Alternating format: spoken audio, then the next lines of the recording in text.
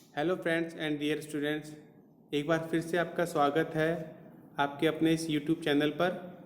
कि पिछले वीडियो में हमने मौद्रिक नीति के बारे में चर्चा करी थी कि मौद्रिक नीति क्या होती है और मौद्रिक नीति को कौन जारी करता है और ये क्यों जारी की जाती है। फिर हमने मौद्रिक नीति के जो टूल्स होते हैं मात्रात्मक और गुणात्मक, इसमें से हमने मात्रात्मक टूल्स के बारे में चर्चा करी।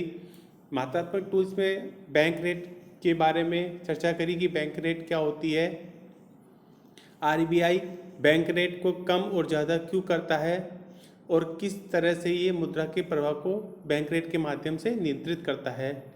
फिर हमने देखा कि रेपो रेट क्या होती है और रिवर्स रेपो रेट क्या होती है, दोनों की तुलना करी। फिर एक आम इंसान पर इस रेपो रेट का और रिवर्स रेपो रेट का क्या प्रभाव पड़ता है, इसको जाना। तो दोस्तों उसी को शुरुआत करते हैं आगे की कि मौद्रिक नीति के जो अगले जो टूल्स है, जो नेक्स्ट टूल्स है वो है CRR, cash reserve ratio. Cash reserve ratio क्या होता है, इसमें क्या होता है कि आरबीआई एक रेट निर्धारित करता है कि इतना प्रतिशत दर पर आपको अपनी जमा पूंजी का एक निश्चित प्रतिशत भाग आरबीआई के पास कैश के रूप में जमा करना होगा। आरबीआई कहता है कि भाई कमर्शियल बैंकों को कि भैया आपका जो दिन भर की जो पूंजी है, जो जमा पूंजी है, उसका एक निश्चित भाग आपको मेरे पास बोले तो आरबीआई के पास जमा करना पड़ेगा। अब ये जो निश्चित भाग क्या होता है, ये किस निश्चित भाग पर आरबीआई के पास जमा करना पड़ेगा कमर्शियल बैंकों को अपनी जमा पूंजी का नगद भाग। तो दोस्तों ये होता है एनडीटीएल का। एनडीटीएल क्या होता है, एनडीटीएल की फुल फॉर्म होती है net demand and time liabilities. ये net demand and time liabilities क्या होती है, उदाहरण के लिए हम देखते हैं, जैसे एक बैंक जब सुबह ओपन होता है उसके पास ऑलरेडी हम राशि, उदाहरण के लिए अमाउंट कम लेते हैं, जैसे बैंक जब ओपन हुआ तो उसके पास 1000 रुपये ऑलरेडी बैंक के पास रखे हुए हैं।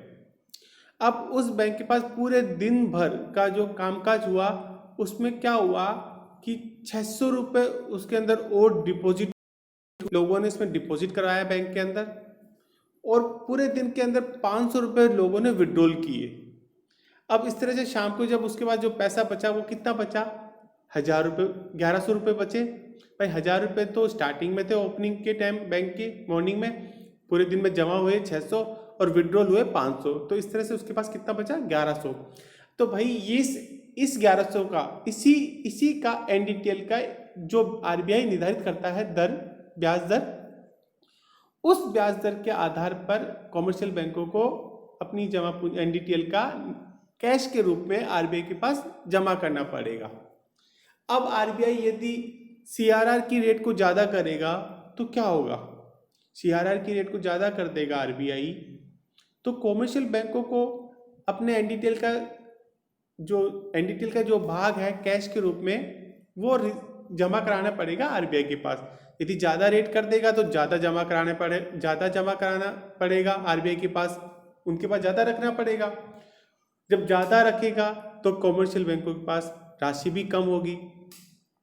अब राशि कम होगी तो जो कमर्शियल बैंक होते हैं वो जनता को, आम आदमी को कम दे पाएंगे लोन, क्योंकि उनके पास ऑलरेडी कम है, क्योंकि ज़्यादा तो उन्होंने उधर जमा करा दिया आरबीआई के पास। लेकिन यदि आरबीआई इस रेट को कम कर दे तो कमर्शियल बैंकों को कैश के रूप में, नगद के रूप में आरबीआई के पास कम रखना पड़ेगा और ज़्यादा अपने पास ही रहेगा। जब बैंकों के पास ज़्यादा राशि रहेगी तो वो ज़्यादा लोन प्रोवाइड करवाएंगे लोगों को। इस तरह से आरबीआई क्या करता है कि सीआरआर की रेट को कम या ज़्यादा करके मनी का जो फ्लो है मार्केट के अंदर उसको कंट्रोल करता है। यदि मार्केट के अंदर मनी का फ्लो को कम करना है तो वो सीआरआर की रेट को क्या करेगा, कम कर देगा, ताकि कमर्शियल बैंकों को कम जमा पूंजी आरबीआई के पास नगद के रूप में रखनी पड़े और अधिक से अधिक वो लोन जनता को दे सके। लेकिन यदि वो चाहता है आरबीआई कि मनी का जो फ्लो है मार्केट के अंदर ऑलरेडी ज़्यादा है तो उसको कम करना चाहेगा, तो वो क्या करेगा कि सीआरआर की रेट को ज़्यादा कर देगा। जब सीआरआर की रेट ज़्यादा हो जाएगी तो कमर्शियल बैंकों को नगद रूप में राशि को आरबीआई के पास ज़्यादा रखना पड़ेगा।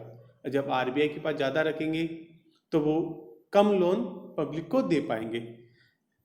दोस्तों, ये जो सीआरआर होता है उसको क्या है कि बैंकिंग जो आरबीआई एक्ट 1934 का सेक्शन 42(1) में इसको डिफाइन किया गया है, ये ध्यान रखना। और सीआरआर की जो कैश के रूप में आरबीआई के पास जमा कराते हैं कमर्शियल बैंक राशि, उस पर याद रखना आरबीआई इंटरेस्ट पेड नहीं करता है। ये इंपॉर्टेंट है एग्जाम के अंदर की दृष्टि से कि कैश रिजर्व रेशियो पर क्या आरबीआई कमर्शियल बैंकों को ब्याज देता है? नहीं, बिल्कुल नहीं देता है। इस डेट क्लियर, सबको क्लियर हो गया होगा कि कैश रिजर्व रेशियो क्या होता है।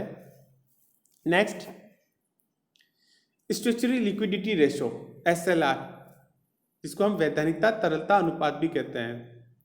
देखो, सीआरआर में क्या होता था कि कमर्शियल बैंकों को अपने एनडीटीएल का एक निश्चित भाग आरबीआई के पास नगद रूप में आरबीआई के पास जमा कराना पड़ता था।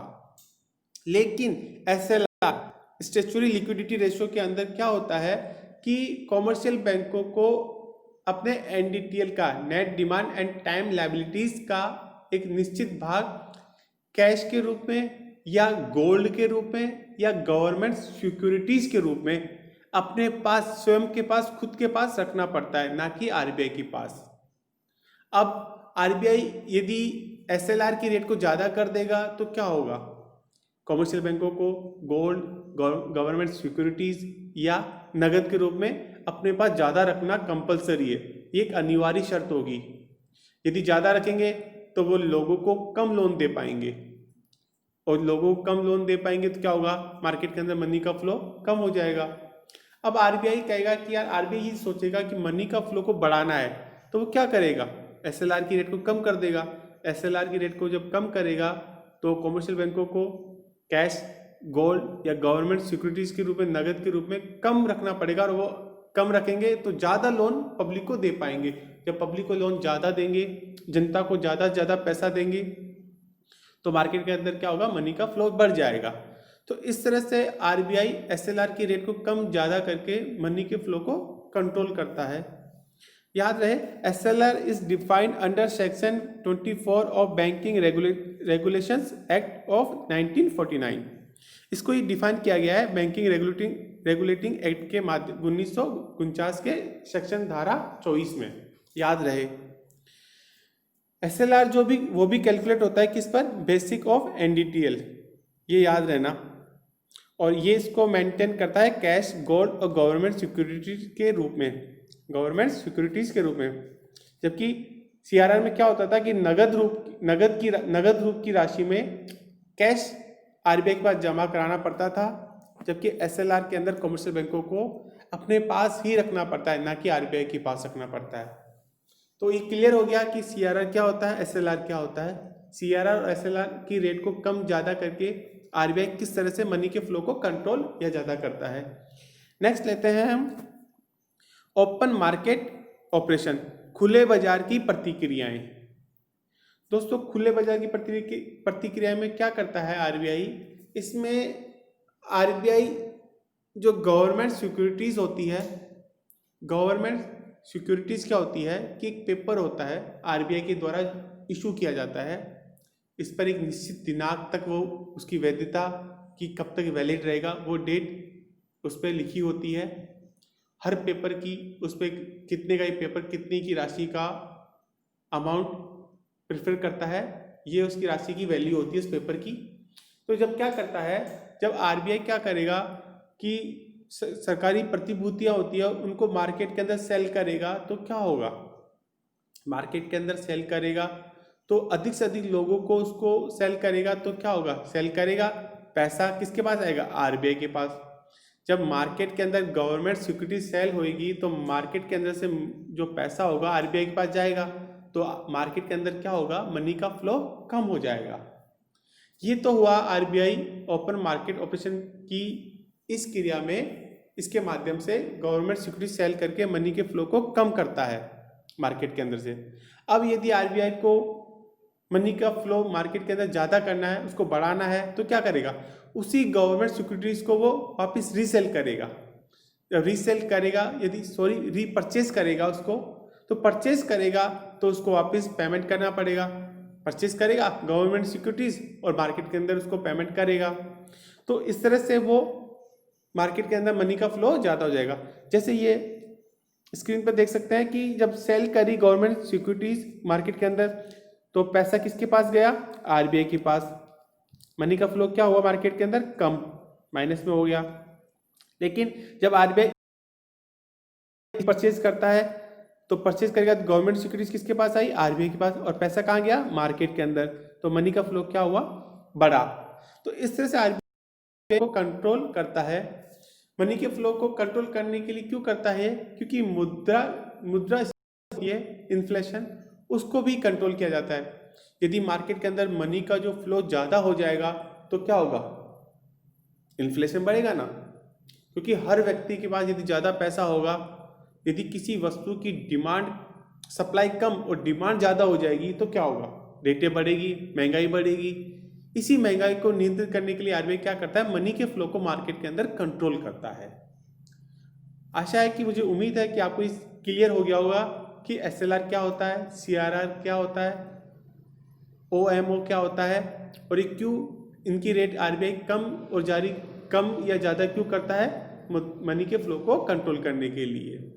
नेक्स्ट वीडियो में हम देखेंगे कि मनी जो मौद्रिक नीति होती है उसकी क्या उद्देश्य होती है, और इसको किस अभी और करंट को लेकर अभी हाल ही में जो आरबीआई ने मौद्रिक नीति जारी करी है, उसके अंदर रेपो रेट और रिवर्स रेपो रेट की रेटें ज़्यादा कम क्यों करी है, उसके बारे में चर्चा करेंगे। Thank you.